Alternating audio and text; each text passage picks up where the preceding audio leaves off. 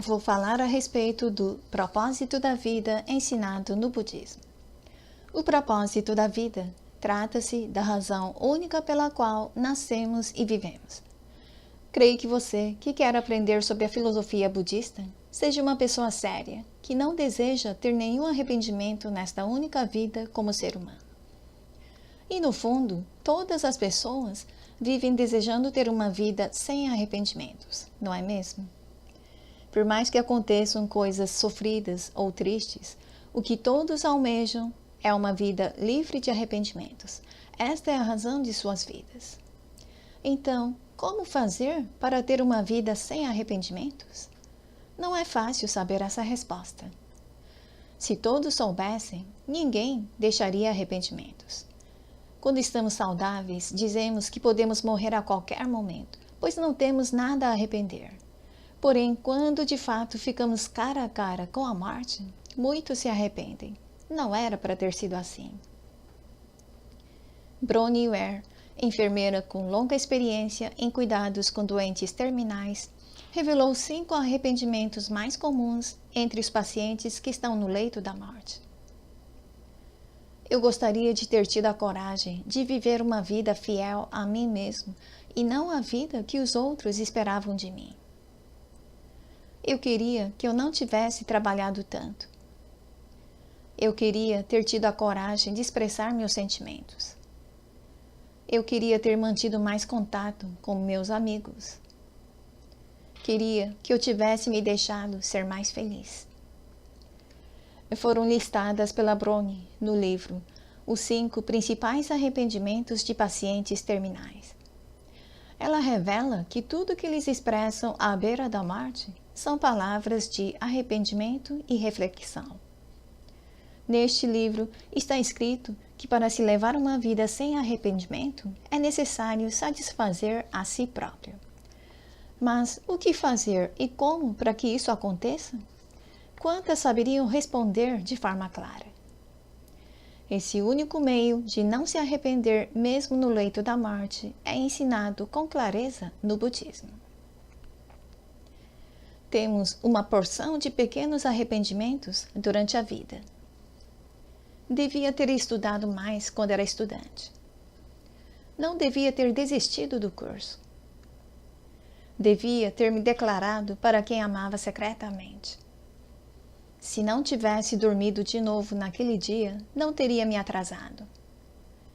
Perdi a minha carteira, não devia ter deixado naquele lugar. Não há um fim para a lista de arrependimentos desse tipo. Quais tipos de arrependimentos vocês já tiveram?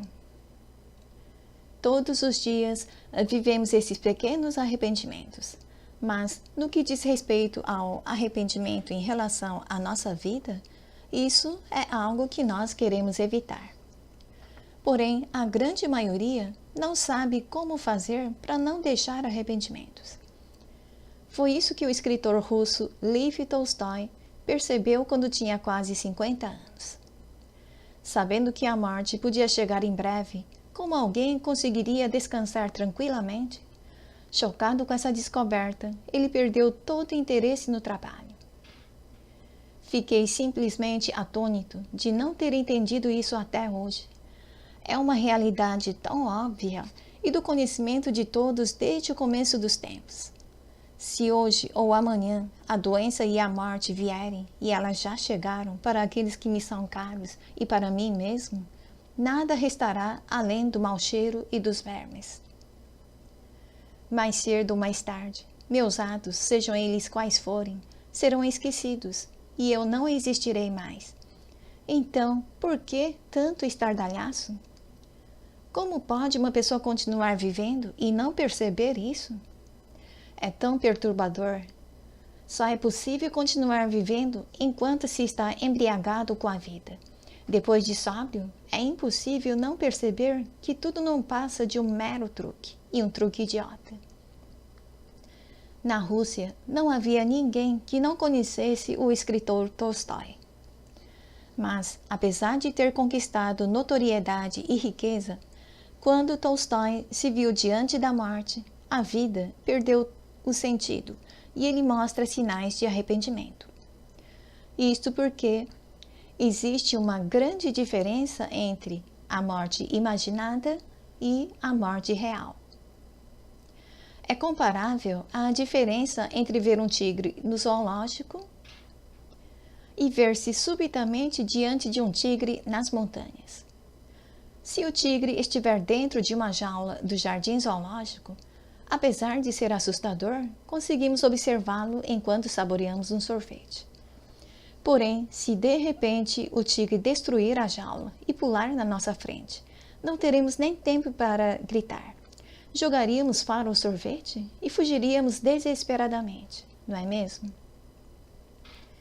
O budismo ensina que existe uma diferença muito mais avassaladora do que esta entre a morte imaginada ou observada de longe e o confronto direto com a morte. Ninguém que está vivo diria: eu vou me arrepender no momento da morte. Pelo contrário, acham que não vão deixar arrependimentos, mas acabam frustrados. Não era para ser assim. Então, o que devemos fazer para que a nossa vida esteja definitivamente livre de arrependimentos? Como fazer para levar uma vida plenamente satisfatória que nos faça sentir que valeu a pena ter vivido? O filósofo francês Pascal disse o seguinte: o propósito da vida, ou seja, aquilo que deveríamos fazer com total dedicação durante a vida que dura de 80 a 100 anos, é justamente aquilo que faríamos se soubéssemos que só nos resta uma semana de vida. Tudo que perde a importância diante da morte são insignificantes desde o começo. Perceber isso no crepúsculo da vida será tarde demais. Pascal expressou esse alerta dizendo: vamos agir como se nos restasse apenas uma semana de vida. E se restasse apenas uma semana de vida, o que vocês fariam? Shakyamuni, que divulgou o budismo há 2.600 anos atrás, descreveu claramente o estado de espírito que nos invade quando deparamos com a morte. Vamos aprender o que lhe ensinou através de um texto que está no livro Por que Vivemos? A questão crucial da vida depois da morte. Se o nascimento de um homem puder ser comparado a uma aeronave que decola de um porta-aviões, uma vida de lutas contra as dificuldades seria uma batalha desesperada travada contra os aviões inimigos em meio à turbulência e à tempestade. Depois de um combate feroz, o piloto retorna e descobre que seu porta-aviões desapareceu sem deixar vestígio. Não encontra nada diante dos olhos, além do vasto oceano. Seu combustível chegou a zero. Ele pensa na dura e desesperada batalha que acabou de enfrentar e pergunta a si próprio: de que serviu tudo isso? Fui um tolo, um grande tolo. Quando a vida está para terminar, remorso e medo ocorrem em turnos. Essas palavras do grande sutra da vida infinita retratam o estado de espírito do piloto quando seu avião está caindo no mar. Assim como para um avião não há um destino pior do que a queda, também na vida não existe questão maior do que a morte. Por isso é que o budismo ensina sobre a questão crucial de nascimento e morte, ou a grande questão da pós-vida. Assim escreveu Sêneca, o filósofo romano que viveu no século I. Desperdicei meus dias, persegui os objetivos errados. Talento, bens materiais e poder causam inveja nas pessoas, mas não trazem alegria nem satisfação. Por que, em vez disso, não procurei a felicidade que pudesse me satisfazer de verdade? Nada me resta além de arrependimentos. Esse lamento só pode ser o remorso de alguém perplexo diante do mundo após a morte em completa escuridão. O fosso que ninguém vê chegar até se fechar a cortina da vida, talvez tenha levado o escritor russo Anton Chekhov a escrever: a vida é uma armadilha opressiva. As pessoas nessa vida são superficiais, vulgares e todos lutam por coisas que não são urgentes. Em outras palavras, completamente distraídas pelo que está diante dos olhos, elas não se dão conta da tarefa essencial da vida: eliminar a escuridão da mente. Esse é o alarme que o Buda Shakyamuni faz soar. Shinran declarou definitivamente que a raiz do sofrimento é a escuridão da mente e que eliminá-la e conquistar a felicidade suprema é o propósito da vida. A verdade desse ensinamento está mais evidente do que nunca. Quando soubermos da questão crucial do nascimento e da morte, a discussão a respeito de a vida ter um objetivo ou não se tornará supérflua. Isso porque, nesse momento, o propósito da vida aparece diante de nós, com clareza inconfundível. A busca pelo budismo começa quando tomamos conhecimento da questão crucial de nascimento e morte, e termina com a solução da mesma. Solucionando esta questão da vida de extrema importância, todos os demais problemas se tornarão ínfimos. Um caçador principiante receava entrar na montanha e sofrer um ataque de javali. Então, o caçador veterano encorajou-o, dizendo o seguinte: não se preocupe, fique calmo, porque não vai aparecer um javali maior que a montanha. Apesar de sentir medo, dizem que quando ele ouviu que não havia um javali maior que a montanha, convenceu-se de que realmente não precisava temer. Inúmeros obstáculos erguem-se na nossa vida, mas não há problema maior que a morte. É por isso que no budismo isso é denominado questão crucial de nascimento e morte. Comparadas a essa grande questão, quaisquer problemas mundanos tornam-se pequenos. Desde que se consiga solucionar essa grande questão do mundo após a morte, não deixará qualquer arrependimento na vida, por mais que não consiga realizar todo o resto. Não haverá qualquer remorso.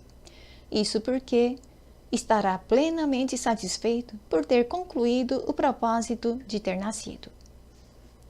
Em contraposição, mesmo conseguindo sucesso em qualquer empreendimento, se deixar de concluir a tarefa maior da vida, que é solucionar a questão crucial de nascimento e morte, deixará um grande arrependimento. Se a escuridão da mente não for totalmente eliminada em vida, com certeza restará apenas o arrependimento. Convém que esteja bem consciente disso. Lenho, mestre que divulgou o budismo para o maior número de pessoas no Japão, disse em sua carta, compilada no livro Epístolas: se não resolver a questão crucial de nascimento e morte, com certeza sua vida terminará em arrependimento apenas. Essa grave questão só poderá ser solucionada ouvindo o budismo, disse Buda Shakyamuni através das seguintes palavras: nascer humano é um raro privilégio, um privilégio que é meu. Difícil é ouvir o budismo. No entanto, eis que eu ouço. Se deixo de obter a salvação nessa existência, em que vida a conseguirei? Todos devem ouvir o budismo com dedicação. Como é maravilhoso nascer como ser humano, uma vez que é difícil de acontecer. Como foi maravilhoso poder ouvir o budismo, um raro privilégio. Se não encontrar a solução da questão crucial de nascimento e morte nesta vida, custe o que custar, em que vida a conseguirei? A chance única, no tempo eterno, de ser salvo para a felicidade absoluta é justamente o agora. Devemos todos ouvir o budismo com total dedicação.